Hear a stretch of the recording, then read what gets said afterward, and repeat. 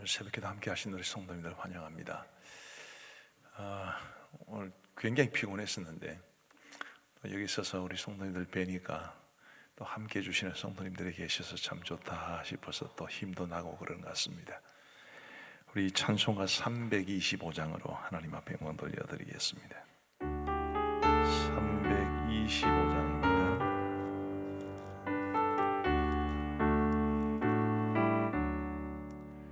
예수가 함께 계시니 시험이 오나 겁없네.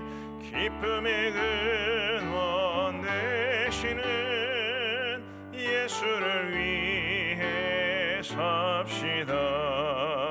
날마다 주를 섬기며 언제나 주를 기리고 그 사랑 안에 살면서 딴 길로 가지 맙시다.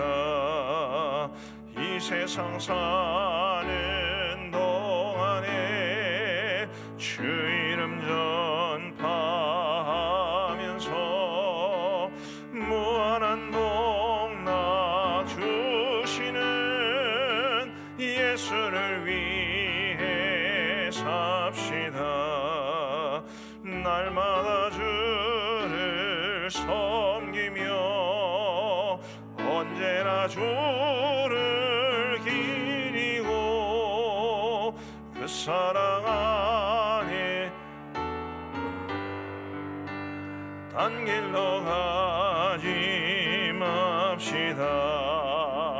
이 세상 친구 없어도 예수는 나의 친구니 불의한 일을 버리고 예수를 위해 삽시다. 날마다 주를 섬기며 언제나 주를 기리고 그 사랑 안에 살면서 딴 길로 가지 맙시다. 주께서 심판하실 때 잘했다 칭찬하리니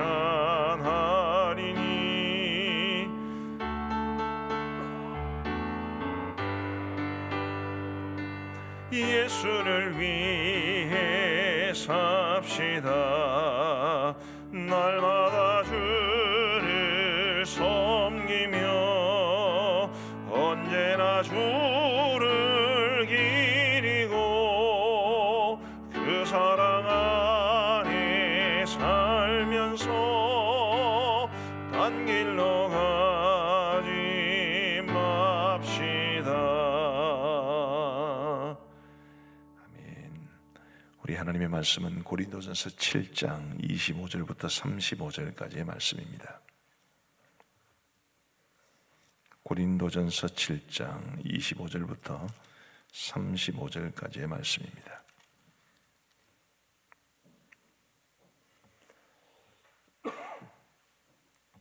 고린도전서 7장 25절부터 35절까지의 말씀, 제가 먼저 25절을 읽겠습니다. 처녀에 대하여는 내가 주께 받은 계명이 없으되 주의 자비하심을 받아서 충성스러운 자가 된 내가 의견을 말하노니 내 생각에는 이것이 좋으니 곧 임박한 환난으로 말미암아 사람이 그냥 지내는 것이 좋으니라. 네가 아내에게 매였느냐 노이기를 구하지 말며 아내에게서 노였느냐 아내를 구하지 말라. 그러나 장가가는 죄 짓는 것이 아니요 처녀가 시집가도 죄 짓는 것이 아니로되 이런 이들은 육신의 고난이 있으니 나는 너희를 아끼노라. 형제들아 내가 이 말을 하노니 그 때가 단축하여진 고로 이후부터 안에 있는 자들은 없는 자같이 하며 우는 자들은 울지 않는 자같이 하며 기쁜 자들은 기쁘지 않은 자같이 하며 매매하는 자들은 없는 자같이 하며 세상 물건을 쓰는 자들은 다 쓰지 못하는 자같이 하라. 이 세상의 외형은 지나감이니라. 너희가 염려 없기를 원하노라. 장가가지 않은 자는 주의 일을 염려하여 어찌하여야 주를 기쁘시게 할까 하되 장가간 자는 세상 일을 염려하여 어찌하여야 아내를 기쁘게 할까 하여 마음이 갈라지며 시집가지 않은 자와 처녀는 주의 일을 염려하여 몸과 영을 다 거룩하게 하려 하되 시집간 자는 세상 일을 염려하여 어찌하여야 남편을 기쁘게 할까 하느니라. 같이 읽겠습니다. 내가 이것을 말하면 너희의 유익을 위함이요 너희에게 올무를 노리함이 아니니 오직 너희로 하여금 이치에 합당하게 하여 흐트러짐이 없이 주를 섬기게 하려 함이라. 아멘. 오늘 본문은 제가 35절까지만 읽었습니다만은 원래 복 있는 사람 본문에는 이제 7장 마지막 절인 40절까지가 됩니다. 고린도전서 7장 25절부터 40절은 굉장히 좀 우리에게 당혹감을 주는 본문인 듯합니다.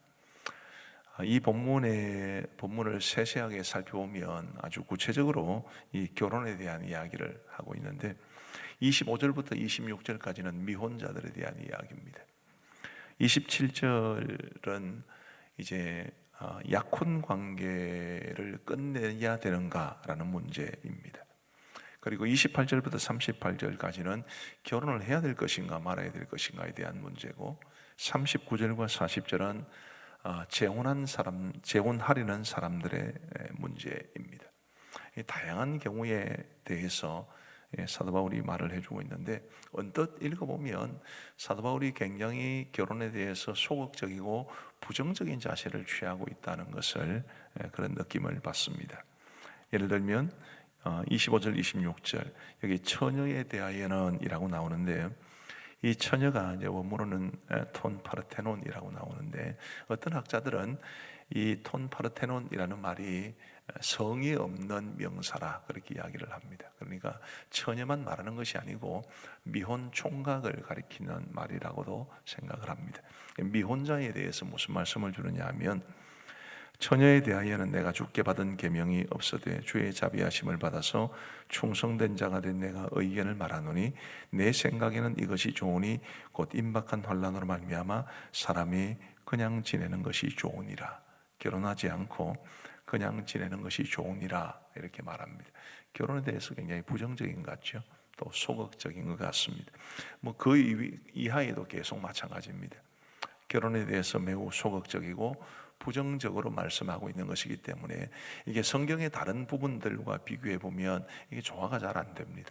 성경은 분명히 가정을 만드신 분이 하나님이라고 말씀하고 계시고 그리고 그리스도 안에서 하나님 안에서 아름답고 경건한 가정을 이루는 것을 굉장히 중요한 가치로 여기고 있습니다. 성경 전체적인 가르침에 비하면 이제 이 본문이 좀 균형이 안 맞고 조화가 안 되기 때문에 많은 사람들을 헷갈리게 합니다. 사도 바울 자신의 가르침과도 맞지 않은 것 같습니다.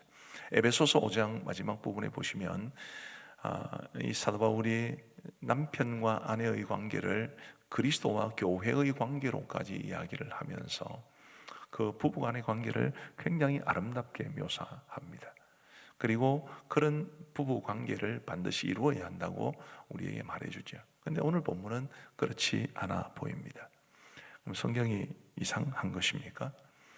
성경에 이런 가르침이 부조화를 이루는 것입니까? 그렇지 않겠지요.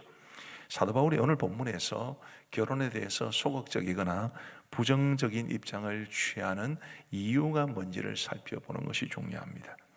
다시 한번 25절과 26절을 보시면요. 처녀에 대하여는 내가 주께 받은 계명이 없어되 주의 자비하심을 받아서 충성스러운 자가 된 내가 의견을 말하노니 내 생각에는 이것이 좋으니 곧 임박한 환난으로 말미암아 사람이 그냥 지내는 것이 좋으니라. 임박한 환난으로 말미암아라는 것이 키포인트가 됩니다.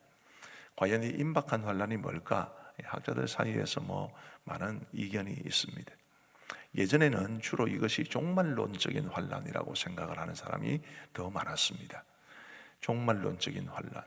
이 세상에 종말이 가까워 오고 있고 그래서 그 종말의 환난이 얼마나 무섭겠는가. 그런 환난을 생각하면 그냥 결혼하지 않고 혼자 지내는 것이 더 낫다, 이렇게 해석을 많이 해왔습니다. 그러나 지금은 그렇게 해석하는 사람이 거의 없습니다.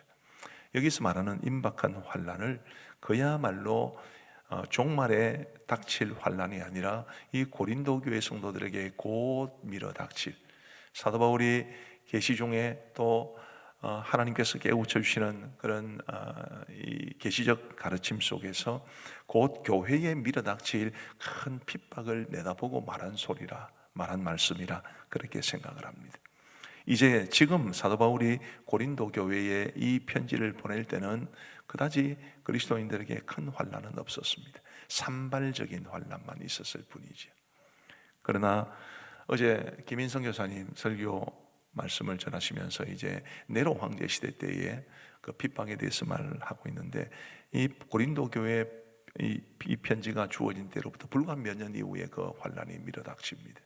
그리고 그때로부터 주후 313년 이 로마가 기독교를 이제 인정했던 그때까지 최소한 수천 명의 사람들이 핍박에 희생을 당한 그런 큰 박해가 10번 이상 지속되는 그런 핍박의 시대를 지내게 됩니다. 바로 그 임박한 환난을 내다보고 말씀하는 것이라 그렇게 많은 학자들은 생각하고 있습니다. 29절 말씀부터 한번 보시죠.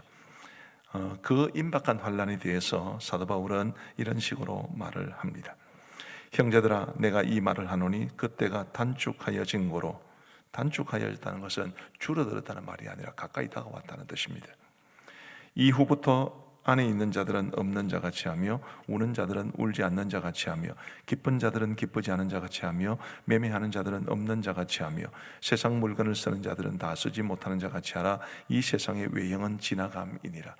아주 이해하기가 쉽지 않은 말들로 되어 있지만 쉽게 말씀을 드리면 핍박의 때가 다가오고 환난이 닥쳐오면 그 이전과는 전혀 다른 모습으로 살게 될 테니 그 고통 속에서 그 가족들이 고통당하는 모습을 보는 것보다는 혼자 지내는 것이 낫다, 지금 그런 식으로 이야기를 하고 있는 것입니다. 우크라이나 전쟁을 생각하시면 좀 이해가 필요하실 듯합니다. 지금 러시아의 침공으로 우크라이나가 굉장히 심각한 상황에 처하여 있고, 지금은 그 마리아풀이라는 도시에 조금 활로가 뚫렸다고 들었습니다만, 그 마리아풀이라는 도시에서만 무려 수십만 명의 민간인들이 인질처럼 되어 있었습니다. 그런 고통 속에서 우리가 만약에 그 속에 있다면 가족들, 특별히 자녀들이 당하는 고통을 바라보며 얼마나 우리의 마음이 괴로웠겠습니까?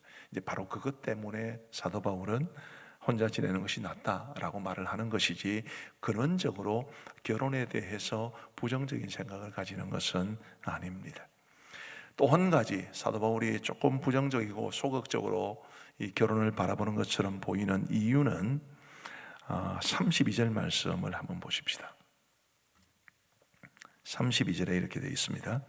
너희가 염려 없기를 원하노라. 장가가지 않은 자는 주의 일을 염려하여 어찌하여야 주를 기쁘시게 할까 하되, 장가간 자는 세상 일을 염려하여 어찌하여야 아내를 기쁘게 할까 하여 마음이 갈라지며, 시집가지 않은 자와 처녀는 주의 일을 염려하여 몸과 영을 다 거룩하게 하려 하되, 시집간 자는 세상 일을 염려하여 어찌하여야 남편을 기쁘게 할까 하느니라. 뭔 말인지 분명해 보이시죠? 주를 위해서 결혼하지 않는 것을 인정해 준다는 말입니다. 오직 주님을 위해서 어떻게 하면 주를 더 잘 섬길까, 어떻게 하면 주를 더 기쁘시게 할까, 그런 마음을 가지면 결혼하지 않아도 된다. 사도 바울이 그랬듯이 말이죠. 그러나 결혼한 사람들은 어떻게 하면 남편을 기쁘게 할까, 어떻게 하면 아내를 기쁘게 할까, 그것 때문에 어떻게 하면 주를 기쁘시게 할까라는 마음이 나누어지게 되기 때문에, 그래서 이 사도 바울은 결혼하지 말고 오직 주를 위해서 살라라는 그런 의미에서 결혼에 대해서 다소 부정적인 입장을 말씀하고 있는 것입니다. 저도 만약에 우리 성도님들이 결혼할까요 말까요 라고 물어보면 오직 주를 기쁘시게 하려고 하거든 결혼하지 마시오, 그렇게 말을 하는 것과 비슷한 말씀이다 이 말이지. 오늘 제가 본문으로 삼지는 않았습니다마는 35절 본문으로 삼았네요. 35절 말씀해 보시면 내가 이것을 말하면 너희의 유익을 위함이 아니요 너희에게 올무를 노리함이 아니니 오직 너희로 하여금 이치에 합당하게 하여 흐트러짐 없이 주를 섬기게 하려 함이라. 흐트러짐 없이 아내나 남편이나 혹은 가족에게 마음을 빼앗기지 아니하고 오직 주를 향한 일념으로 주를 기쁘시게 하고 주를 섬기려는 그런 마음으로 독신을 허용해 주는 그런 말씀입니다. 그래서 결혼에 대해서 혹은 가정이나 가족에 대해서 본질적으로 부정적이거나 혹은 소극적이지는 않다라는 것을 말해 줍니다. 자, 이제 우리가 이 말씀을 우리의 삶 속에 어떻게 적용해야 되겠습니까? 오늘 이 시대에 수많은 사람들이 비혼을 선택을 합니다. 그리스도인들 중에서도 비혼을 선택하시는 분들이 많습니다. 물론 찾다가 어쩔 수 없이 결혼이 늦어지는 경우도 많이 있습니다. 이 결혼에 대한 문제는 성경 전체적으로 봤을 때 분명히 하나님께서 굉장히 강조하시는 바입니다. 오늘 이 본문도 오해의 여지가 있다고 제가 말씀을 드렸죠. 그리스도인이 가정을 이루어서 하나님 앞에 영광을 돌려드리고 그리고 본인도 그 가정 속에서 경건한 삶을 행복하게 살아가는 것이 우리 하나님의 뜻입니다. 그렇기 때문에 오늘 이 말씀을 너무 그냥 표면적으로 딱 보이는 것만 보지 말면 좋겠다 싶고요. 우리는 결혼과 가정과 가족에 대해서 우리 하나님이 담아두신 그 의미, 그 원래 그 제도를 만드신 분이 우리 하나님이시기 때문에 우리 하나님께서 원하시는 가정을 꾸리고 그리고 행복하게 경건하게 가정을 세워가는 것을 우리의 목표로 삼으셔야 됩니다. 우리 성도님들 가운데 그래도 나는 오직 주를 위해서 결혼하지 않겠다, 그러시면 됩니다. 사도 바울도 그것을 결코 부인하지 않았습니다. 그러나 정말 주를 위해서 그렇게 하셔야 됩니다. 자신의 유익을 위해서가 아니라 나 좀 편하게 살려고 하는 게 아니고, 아이고 요즘처럼 이 자식 키우는데 돈이 얼마나 많이 드는데 자식도 두지 않고, 그거는 성경적이 아닙니다. 오직 주를 위해서, 그 목적이라면 비혼도 찬성해 줄 수 있고 그리고 자녀를 두지 않는 것도 찬성해 줄 수 있습니다. 오직 주를 위해서라면. 그러나 요즘은 그렇지 않은 것을 아마 잘 아실 겁니다. 돈 많이 들어가니까, 성가시니까, 번거로우니까. 그건 하나님께서 절대로 원하시는 것이 아닙니다. 오늘 본문 말씀에 32절 말씀부터 다시 한번 보시면요, 너희가 염려 없기를 원하노라. 장가가지 않은 자는 주의 일을 염려하여 어찌하여야 주를 기쁘시게 할까 하되 장가간 자는 세상 일을 염려하여 어찌하여야 아내를 기쁘게 할까 하여 마음이 갈라지며 시집가지 않은 자와 처녀는 주의 일을 염려하여 몸과 영을 다 거룩하게 하려 하되 시집간 자는 세상 일을 염려하여 어찌하여야 남편을 기쁘게 할까 하느니라. 저는 이 말씀이 조금 부정적으로 사도 바울이 기록해 놓았습니다만은 이게 정상적이지 않나 싶어요. 어찌하면 우리 가족을 기쁘게 할까? 어찌하면 남편을, 아내를 행복하게 할까? 요즘은 그렇습니까? 다 자기 편한 대로 자기의 유익을 위해서 결혼하면 자기가 누릴 행복에 대해서만 생각하는 사람들이 굉장히 많죠. 제가 언젠가 설교 시간에 어떤 분에 대한 이야기를 드리면서 남자는 모섬이 될 각오로 또 아내는 식모가 될 각오로 살아가는 것이 좋다, 그렇게 말씀을 드렸습니다. 근데 제가 페이스북을 잘 보지는 못하는데 가끔 이렇게 들어가 보는데 어떤 우리 교회 집사님 한 분이 그래, 그렇게 살아야 되는데 라고 이렇게 적어 놓으셨더라고요. 자, 우리가 남자는 모섬이 되어야 한다, 혹은 아내는 식모가 되어야 한다, 그거는 정말 그렇게 살아가는 것이 아니라 가족을 위해서 살아가라는 뜻이지. 그런데 대부분의 사람들이, 많은 사람들이 요즘은 다 자기가, 남자는 왕자처럼 혹은 왕처럼, 아내는 또 왕비처럼 공주처럼 그렇게 살아가려고 하기 때문에 오늘 이 시대에 많은 문제가 생겨나는 것이 아니겠습니까? 이 결혼과 가정 혹은 가족에 대해서 우리가 가장 염두에 둬야 될 것은 오직 주님의 뜻입니다. 주님이 우리 가정에 뭘 원하시는가? 주님께서 우리를 통해서 어떤 일들을 이루어가기를 원하시는가? 그게 가장 우선이고, 두 번째는 가족입니다. 내가 우리 가정을 어떻게, 우리 가족을 어떻게 사랑하고 섬기고 그들을 행복하게 해줄 수 있을 것인가? 이 두 가지가 갖추어지면 우리의 행복은 따라옵니다. 그러나 우리의 행복을 내세우면 이 두 가지는 다 사라지고 맙니다. 우선순위의 문제라는 것입니다. 이제 말씀을 마무리하면서 우리 가정을 가진 성도님들에게 말씀을 드립니다. 굳이 배우자가 아니어도 좋습니다. 부모님이나 자녀와의 관계도 좋습니다. 가족이라는 테두리 속에서 우리는 하나님의 뜻을 가장 먼저 찾아야 합니다.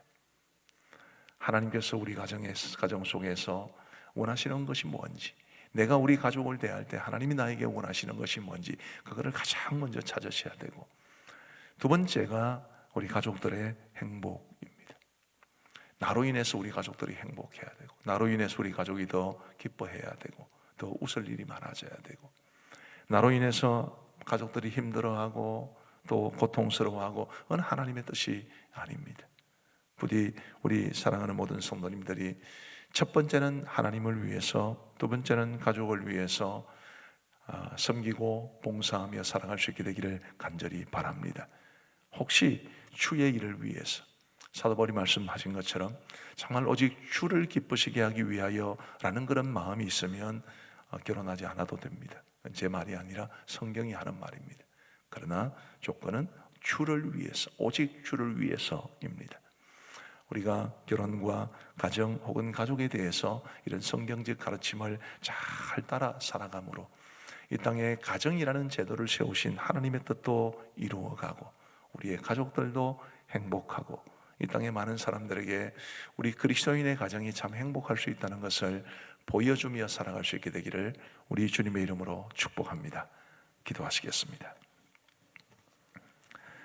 자비로우신 하나님 아버지, 감사합니다. 부족하고 연약한 저희들, 우리 하나님의 사랑과 은혜 가운데 살아갈 수 있도록 도와주셔서 감사합니다.